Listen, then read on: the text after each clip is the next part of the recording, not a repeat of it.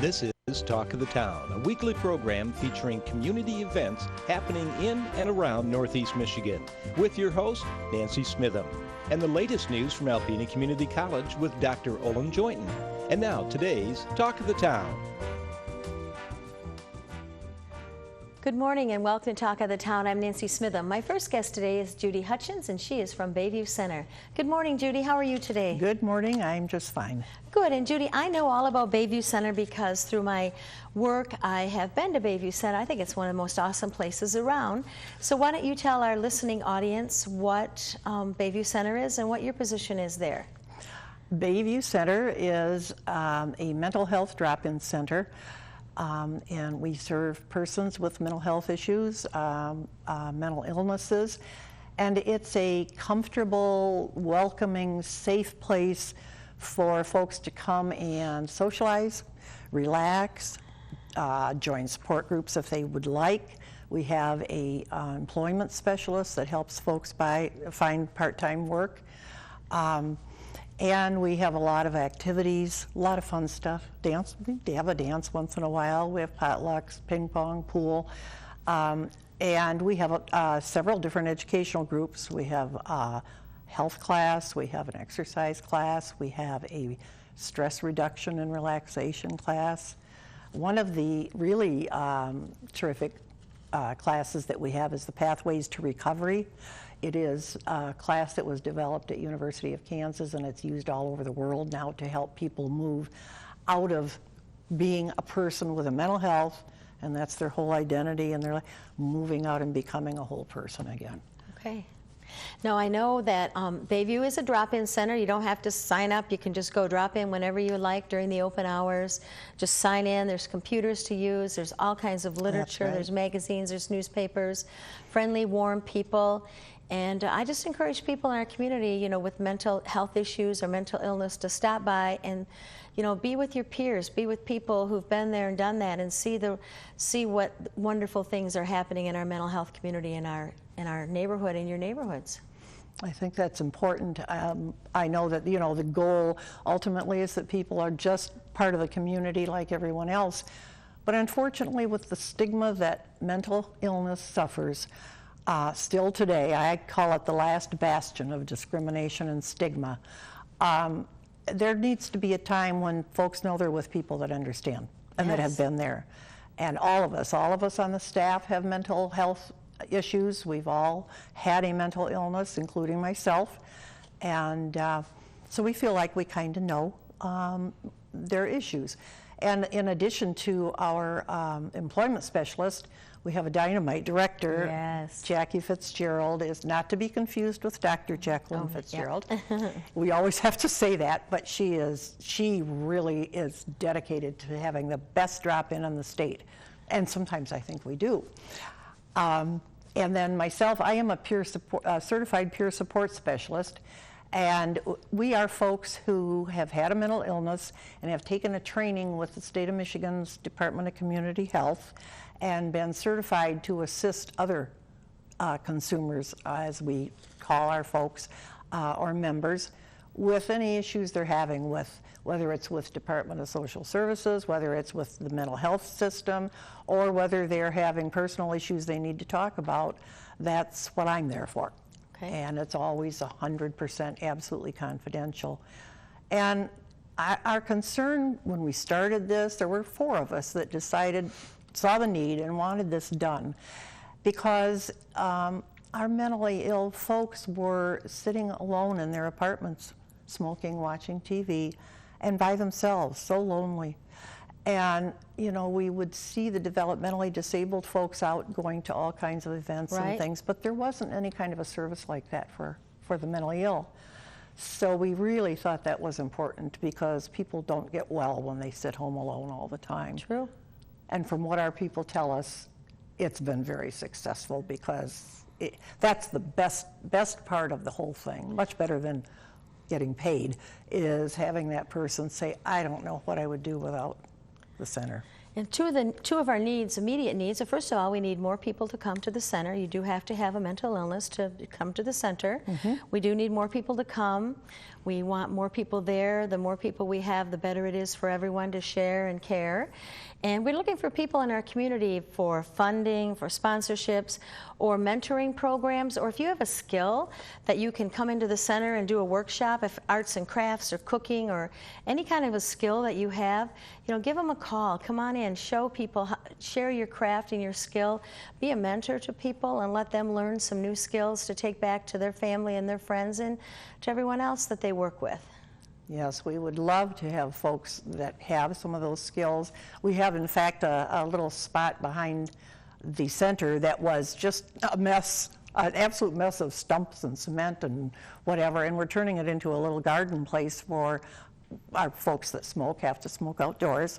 And most people with mental illnesses, they tend to smoke because the nicotine effect does have a comforting effect on them. So while we encourage them not to, also we provide a place for them, and we're trying to make it really pretty back there. So lawn and garden ornaments to be donated, perennials to be donated, landscaping materials, all those things donated would be very good. And labor. Yes, oh, labor, of course. Yes.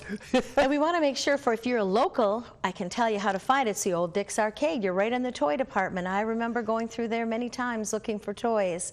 So that's where it is, but it's North 2nd Avenue.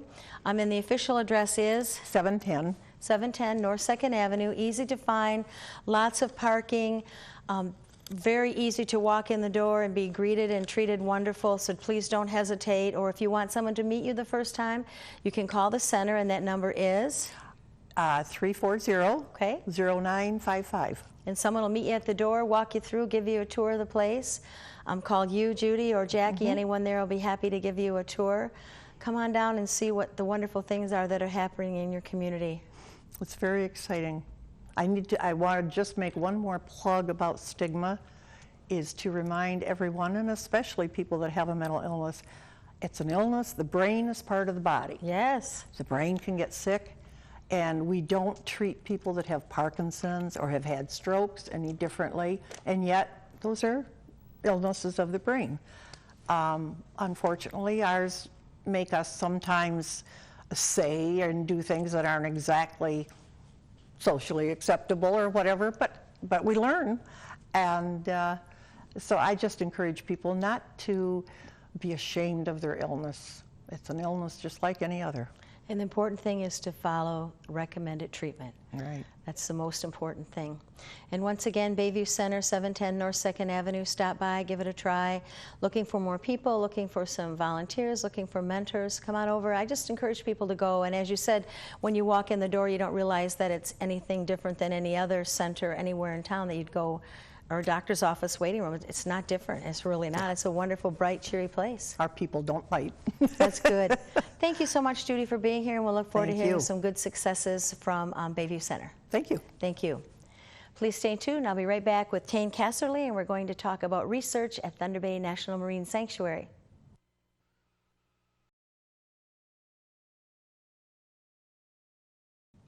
Hi, welcome back. My last guest today is Tane Casserley, and he is a marine archaeologist for Thunder Bay National Marine Sanctuary. Hi, Tane. Hi, Nancy. How are you? Good. And when you first started, I thought, that's what I want to be when I grow up. I want to be marine archaeologist. I bet you have the most wonderful job and get to do so many wonderful things. Yeah, we're very lucky to work with the sanctuaries. We get to see the shipwrecks, the biology, the bottom. It's pretty cool. Now, you just came back from a special assignment in South Carolina. Yeah, actually North Carolina. North Carolina. Yeah, we were doing the Battle of the Atlantic project. So it's studying the German U-boats attacks against Allied shipping in World War II on the Eastern Seaboard. So what did you see and what did you find out? Well, we dove on a variety of shipwrecks from World War II, mainly 1942, 1943, but German U-boats that went down. They're the hunter-killers out there shooting Allied, American, or British vessels. We dove on those to document, to remind the U.S. Population about what occurred, 70 years ago. Wow. So was there a documentary being made about it, or? There's been a couple, but what it is really just a bigger study about the history of World War II on the eastern seaboard and the Outer Banks of North Carolina. Wow. And how deep of water were you diving in? Anywhere between about 70 to about 130 feet of water. Wow. You know, there are depths, just like here in Thunder Bay, where people can go out and dive these shipwrecks. We want people to go out there and explore their history. And now, what condition are the U-boats in? Well, it's much different than here in the lakes, where we've got pristine shipwrecks because of the cold water. Cold water. So it's salt water, and they are corroding a bit, but they're still in really good shape, and really the only place in the U.S. waters to see these enemy vessels. Wow, wonderful. So tell me about NOAA Thunder Bay Marine Sanctuary in Alpena, Michigan. What research are you doing here? Oh, well, you know, the research never stops here, of course. We just finished a big project with Woods Hole Oceanographic, the same folks who went out and studied the Titanic. We were imaging shipwrecks using that same technology that they used on the Titanic to image our wrecks here. So that finished up just a couple weeks ago, but yeah, it was really rewarding working with a world-class organization. Okay. Well, you get to work with world-class organizations almost every day. Yeah. Well, again, we're very lucky just because of our pristine shipwrecks and the environment here in Alpena, the community and the shipwrecks. It begs for these folks to come in to study them. Okay. So what's next? Next, well, a lot of things were going on is sort of our slower season, but that means preparing for next year. You know, we want to bring in the latest technologies. We're talking about maybe sonar that you put onto the bottom on a little tripod, and it scans the shipwrecks to create these really high definition, true life scaled images of the wrecks. So we're hoping to do things like that, of course. Okay. And I know that your the marine class at the college is filling up with people, and I guess that's going really well. Yeah, in fact, I helped teach a portion of it, the archaeology section. We had 2 or 3 other instructors that were just world class, and you know, these kids are learning how to dive here in Alpena, how to map a shipwreck, how to document it, how to think more broadly about the landscape we have here in Alpena with the shipwrecks and the history. You know, all this infrastructure. We still have the shipping going on here in the lakes. You know, it's preparing those kids to go out and work in that field. It's amazing because at first when Jeff first talked about it, I thought, oh, how wonderful. It's going to bring people in from all over the United States to take this class, and I'm amazed at how many local people are taking the classes. Yeah, and it's great. You know, a lot of these guys, when they were taking the course, never realized the shipwrecks were there, or the long history of shipping and lumber industry, or even the opportunities happening now with shipping. We even have a kid here from American Samoa taking the class. Really? Yeah, so we're bringing in locals and from outside. Okay. So tell me about some other research projects that you've done other places other than NOAA. Some really exciting ones we do is on the USS Monitor, which is the Civil War ironclad. You know, we always go back and document that. That's America's first National Marine Sanctuary.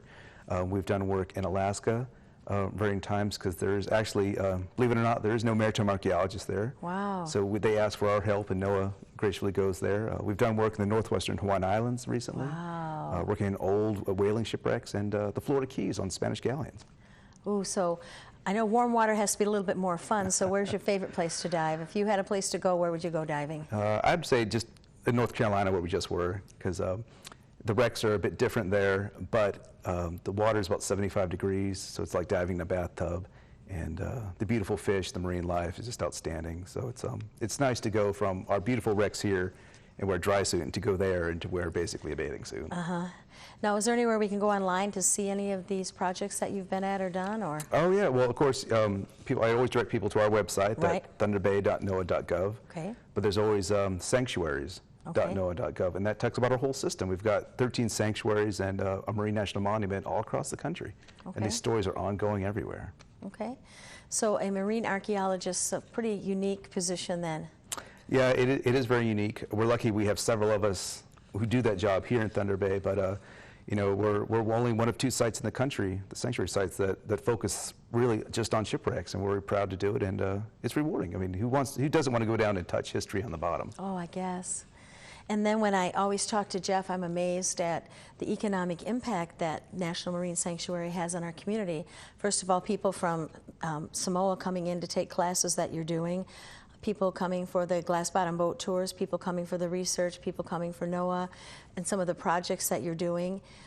Amazing, the dollars that are spent in Alpena through NOAA. Yeah, and we're happy to do it. You know, we're able to put a bigger spotlight on the wrecks, but it's the community of Alpena, it's the people in the wrecks that speak for themselves, and other people see it and they want to come visit these wrecks. They want to see the community, and it's rewarding. You know, we're seeing changes already, and hopefully we're part of that in doing it. But it is very rewarding to be part of seeing the change that's coming. And, it's a changing community. We're moving from industrial sort of base to hopefully more ecotourism and enjoying the beautiful marine life we have here. And, Oh, yes. who doesn't want to go kayak or go fishing here, or sailing, or even scuba diving, It's all there for everybody to do.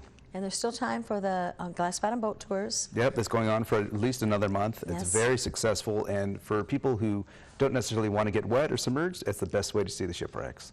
And there's lots of opportunities if you do want to get wet and submerged. There's dive shops in town. There's places to take dive lessons so you can actually get down under and be involved. Yeah, you have several dive shops teaching instruction. We've got kayak that are for rent, the glass bottom boat. You can go sailing. You can swim out to these shipwrecks and snorkel. All sorts of opportunities, and some of them are free. Okay, and as we talked before we started taping, I didn't know this, but Project Ship Hunt was actually shown at the Cannes Film Festival. Yeah, it was. I believe it's part of the documentary side of the show there. But yeah, that documentary we did with Sony last year was so successful that now it's spreading all over the world, highlighting Little Alpena. That's amazing. Yeah, no, it's been very good, and that was a great experience being part of the project. And I always tell everyone, if you've not been there, just go see the static displays, see the gift store, see all the things that you can do there. It's a wonderful thing to do, and be so happy and proud that this is in our backyard. Yeah, it's free for everybody. We always welcome people coming in. We'll give you a tour or explore it yourself, but it's there for you to come in at your whim. And how are we doing with our expansion project? How's that going? It's ongoing. It's a long process, but it seems really favorable, and we're keeping our hopes up, but we just have to wait and see. And still can do letters of support. Yeah, that's still ongoing. Go right onto the website, and it tells you exactly where to email the letters, so go on and do that. Yeah, if you have something to say, we want to hear it. This is an open door policy, so we're very interested to know what everybody thinks about this process. Well, I want to thank you very much for being here today. Wonderful to meet you, and tell everyone back there we said hello, and looking forward to hearing some more great research projects coming out of Thunder Bay National Marine Sanctuary. Yeah, thank you. Thank you. Please stay tuned for Dr. Olin Joynton following these messages.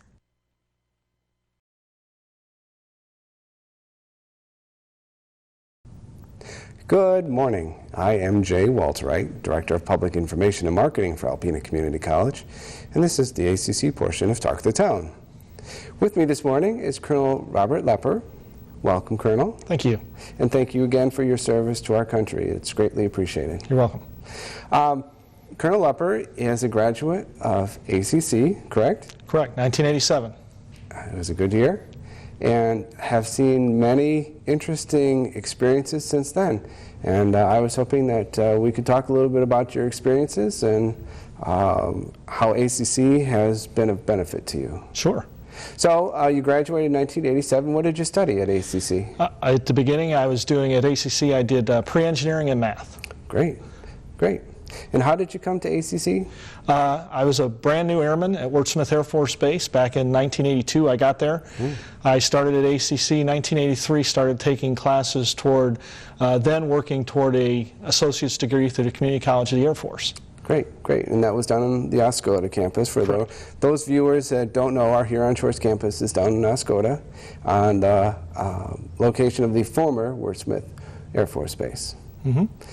So you came into the military. What inspired you to go into the Air Force? My dad's a vet. My dad spent 6 years in the Air Force back during the Korean War. And then I also had the opportunity to do Air Force Junior ROTC, Reserve Officer Training Corps, when I was in high school. Great. So I was hooked. So what was it like going to ACC in the 1980s? It was really interesting. I actually started, I graduated high school, I went to Purdue University for 2 weeks. Wow. And I was just telling my son this morning, I got lost there. Huge, absolutely huge school. I wasn't ready for it, didn't know what I wanted to study. I went to college because my mom and dad said, everybody really told me, you should go to college. Right. So I went for a couple of weeks, said, no thanks, not for me. Joined the Air Force. As soon as I got in the Air Force, I said, I should be going to college. So ACC was the best opportunity for me there at Wordsmith. So Great. What did you do at the base while you were there? I was an aircraft electrician. So I got to fix B-52s and KC-135 aircraft. Wow. So how did you get those skills? Was that just something that the Air Force taught you, or? The fixing the airplane. Yes. The Air Force, when I went to basic training, and then they sent me to school to be an aircraft electrician in Chanute Air Force Base in Illinois. Graduated from Chanute, and they send you your first duty station. Mine happened to be up here at Wurtsmith, where they had B-52s and 135s. Great. So you graduated with how many degrees from ACC? Actually, graduated with 2 from ACC and a 3rd with the courses from ACC through the Community College of the Air Force. For an enlisted guy in the Air Force, an associate's degree is a major milestone. And so that was how I first started, those 3 degrees. Well, great. So what happened after you graduated from ACC? Where did that education take you? Well, after I graduated from ACC, I was still at Wurtsmith. I was there for 9 years. As soon as I graduated from ACC, I knew I wasn't done. And what I did was I started taking courses through Saginaw Valley. So I was able to finish my bachelor's degree, and as a result of having completed my bachelor's, I was able to go to officer training school. And I was commissioned a 2nd lieutenant back in 1991. Great. And where were you then? When I graduated from officer training school, they sent me out to Ellsworth Air Force Base, where I was an intercontinental ballistic missile launch officer. Wow. So, big change. Big change. Not as much sunshine there, I don't think. No, a lot of snow and a lot of wind. So. Well, that's very interesting. So what happened after that? I've actually been pretty much all over the world. From there, the Air Force, once we shut down a bunch of the ICBM sites back when I was on missile crew. As a result, I was able to become a maintenance officer. So I went to several bases. After 12 years in Air Force, my southern tour was South Dakota. So the Air Force felt like they owed me, and they sent me to Florida. I got to go down to Cocoa Beach, Florida. Wow. Worked helicopters at Cocoa Beach, Florida. Then I actually got to go to England on my first time to England. Went to RAF Lakenheath. Worked F-15s there. Came back, went to Pope in North Carolina. From there, I ended up as a commander. For the first time, I was a squadron commander at Albuquerque, New Mexico. So, and probably another 5 or 6 assignments after that. And you said that you just came from? I just left. I spent 2 years at the Pentagon. Great. And then a 3rd year in D.C. area, I was a student at the Industrial College of the Armed Forces. How did that work out? What was it like? It's a joint school, all 4 services, plus Department of State, a lot of Department of Homeland Security, all different agencies, federal agencies. ICAF is a school that is, instead of just focusing on war and strategy, it is one of the biggest schools to look at resourcing. So it teaches courses in economics and acquisition, and it's quite an institution. Great. Did you get a degree from there? I did. A master's degree in National Resource Strategies. Well, great. So. Was any of that like what you experienced at ACC? It's amazing. Everything adds on, just exactly what you'd expect. A 2-year institution was a major piece of my 4-year, which was, again, major piece of my master's degrees. I have 3 master's degrees. All of them did not have a college credit until I came in the Air Force. Wow. And I have 7 college degrees all through the Air Force. That's quite amazing. So it's been quite a ride. You must have worked very hard to get all of those as well. I've been blessed. You know, not everybody has that many opportunities. The Air Force has been great for me and my family. And what are you doing now? I just became the commander of the 309th Aerospace Maintenance and Regeneration Group. A lot of viewers may understand it, know it as the Boneyard. Okay. It's where the Air Force, well, I used to think just the Air Force. I've been a commander there for a month now. It's actually all the services. We have some Army aircraft, a lot of Navy aircraft, and the majority is Air Force aircraft that are sent to the desert of Tucson, Arizona in order to be preserved in case they're used for different purposes. Mothballed. Mothballed. A large number of them are mothballed and can't be touched because they may be used by the services again. We sell some to foreign military operations. Then some of them are cut up into small, tiny little pieces and discarded. Recycled? Not recycled. Most of those are actually, the materials are recycled, correct. That's right. All right. Have to be very careful about all those things. That it is. And good. And you were talking about another interesting use for some of the old planes, the F-4s? Yes. The largest number of aircraft that we regenerate, take out of the mothballed status and make them flyable again, have been RF-4s. And we make them drone aircraft that are flown by remote control for fighter pilots to fly against and to try and shoot down with missiles. And we are generating the last few of those right now, and pretty soon we're going to start to transfer F-16s to the drone program. That's amazing. The technology involved with drones has moved forward incredibly in the last 10 years, and it's just amazing what's happening. And I have to say I'm extremely jealous of what you do. It sounds wonderful, and it sounds very interesting. I walk out of my office and I see hundreds of airplanes, the mountains, and the bright blue sky. Everybody's office view should look like that. That sounds wonderful. Well, Colonel Lepper, our time is just about done, but I wanted to thank you again for joining us here on Talk of the Town, and thank you again for your service to our country. You're welcome. Thank you. Yep. And thank you for joining me today. Once again, I am Jay Walterriet, Director of Public Information and Marketing for Alpena Community College, and this is Talk of the Town. This has been Talk of the Town with Nancy Smithem and Dr. Olin Joynton. For a list of events taking place in Northeast Michigan, visit our website at wbkb11.com and click on Community. This has been a Thunder Bay Broadcasting Corporation production.